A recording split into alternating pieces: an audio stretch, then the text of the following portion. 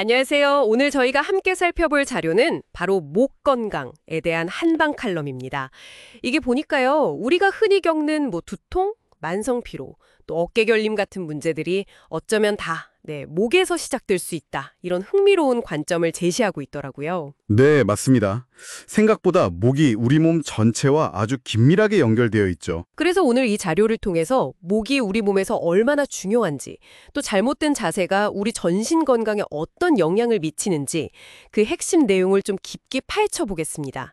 혹시 비슷한 불편함 느끼셨던 분들이라면 오늘 이야기가 좀 도움이 될 수 있을 것 같아요.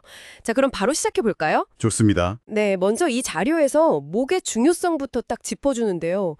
그 목뼈가 7개잖아요. 네, 경추라고 하죠. 이 7개 뼈가 생각보다 무거운 한 4-5kg 정도 되는 머리를 지탱하면서도 또 자유롭게 움직이게 해주는 거잖아요. 그렇죠. 굉장히 중요한 역할을 하죠. 특히 그 정상적인 목뼈는 C자형 곡선을 그리고 있다고 이게 핵심이라고 하던데 이게 왜 그렇게 중요한 건가요? 네, 그 C자 곡선이 뭐랄까, 일종의 스프링 같은 역할을 한다고 보시면 돼요. 머리 무게나 아니면 외부에서 오는 충격을 효과적으로 분산시켜주는 거죠. 완충작용 같은 거군요. 맞습니다. 그런데 이 자료에서 지적하는 게 교통사고 같은 큰 충격도 문제지만 더 흔하게는 우리가 장시간 잘못된 자세를 유지하면서 이 곡선이 점점 사라진다는 거예요. 자세 때문에요? 네. 예를 들어서 컴퓨터 모니터 보려고 이렇게 목을 앞으로 쭉 뺀다거나 아니면 스마트폰 보느라 고개를 푹 숙이는 자세 있잖아요. 네네, 저도 모르게 그러고 있을 때가 많은데. 그렇죠.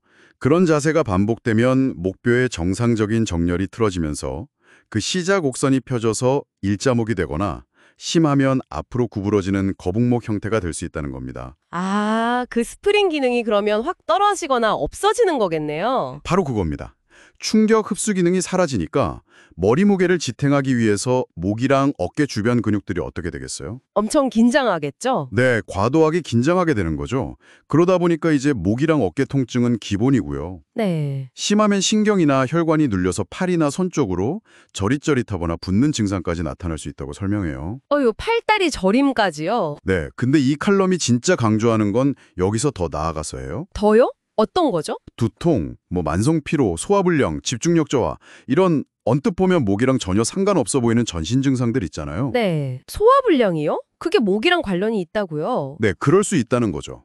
왜냐하면 목은 뇌로 가는 아주 중요한 신경이랑 혈관들이 지나가는 통로거든요. 그렇군요. 굉장히 중요한 길이네요. 어떻게 보면. 맞습니다. 그러니까 목에 구조적인 문제가 생기면 그게 단순히 목 주변만이 아니라 전신에 영향을 미칠 수 있다는 겁니다. 와, 정말 목 건강이 중요하네요. 그럼 이거 어떻게 좀 예방하고 관리해야 할까요? 이 자료에서 방법도 제시하고 있나요? 그럼요. 역시 가장 중요한 건 예방이라고 강조합니다.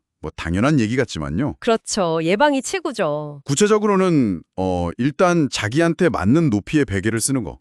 너무 높거나 낮으면 안 좋고요. 베개 높이 중요하죠. 그리고 책이나 스마트폰 볼 때 자꾸 내려다보지 말고 가능하면 눈높이를 좀 맞추고 목을 너무 숙이지 않는 게 좋다고 하고요.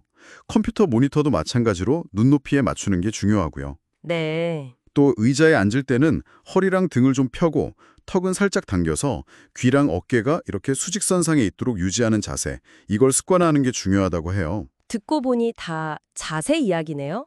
정말 바른 자세가 핵심이군요. 스트레칭 이야기도 있었던 것 같은데요? 네, 맞아요. 스트레칭도 중요하다고 하는데요. 1시간 정도 쭉 앉아 있었다면 최소 5분 정도는 목 주변 근육의 긴장을 좀 풀어주는 스트레칭을 하는 게 좋다고 권장합니다. 5분 정도요? 네, 특히 우리가 컴퓨터 작업 같은 거 하면 어깨가 앞으로 말리기 쉽잖아요. 맞아요. 등이 굽고. 그래서 팔을 양옆으로 쫙 벌려서 가슴 앞쪽 근육을 자주 펴주는 동작이 도움이 많이 된다고 해요. 근데 중요한 점이 있어요. 스트레칭 할 때 절대 막 빠르고 강하게 반동 주면서 하면 안 되고요. 그럼 목에 무리가 가겠네요. 그렇죠. 천천히 부드럽게 지그시 늘려주는 방식으로 해야 목에 부담이 안 간다고 덧붙이고 있습니다. 그렇군요. 근데 만약에 이미 좀 통증이 있거나 저림 같은 증상이 나타났다면요. 그때는 어떻게 해야 할까요? 여기선 추나요법을 언급하던데요? 네, 이미 증상이 좀 진행됐다면 한의학적인 치료법 중 하나인 추나요법을 고려해 볼 수 있다고 제시합니다. 이게 한의사가 직접 손이나 보조 도구를 이용해서 틀어진 척추나 근육을 바로잡아주는 치료법이거든요.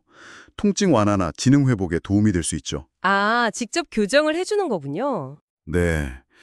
하지만 이 칼럼에서도 다시 한번 강조하는 건 이런 일자목이나 거북목은 사실 하루아침에 생기는 게 아니라는 거예요. 생활 습관병 같은 거라서 치료를 받더라도 꾸준한 예방 노력, 그러니까 바른 자세 유지하고 스트레칭하는 그런 관리가 무엇보다 중요하다고 이야기합니다. 그렇군요. 오늘 이렇게 쭉 들어보니까 목의 작은 불균형이 생각보다 정말 다양한 전신 증상으로 이어질 수 있다는 점이 아주 인상 깊었습니다. 네, 맞습니다. 결국에는 평소에 우리가 어떻게 앉고, 어떻게 서고, 어떻게 스마트폰을 보는지 이런 자세와 습관을 잘 관리해서 목의 그 자연스러운 C자 곡선을 지키는 게 핵심이겠네요. 정확합니다. 핵심은 자세와 예방이라는 점 꼭 기억하시면 좋겠습니다. 오늘 나눈 이야기가 청취자 여러분의 건강 관리에 좀 실질적인 도움이 되기를 바랍니다. 네.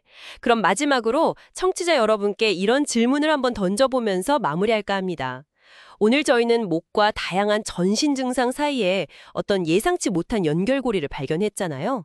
혹시 지금 여러분께서 겪고 계신 다른 만성적인 불편함 중에서도 이처럼 아직 우리가 발견하지 못한 어떤 신체 다른 부위와의 숨겨진 연결고리가 있지는 않을까요?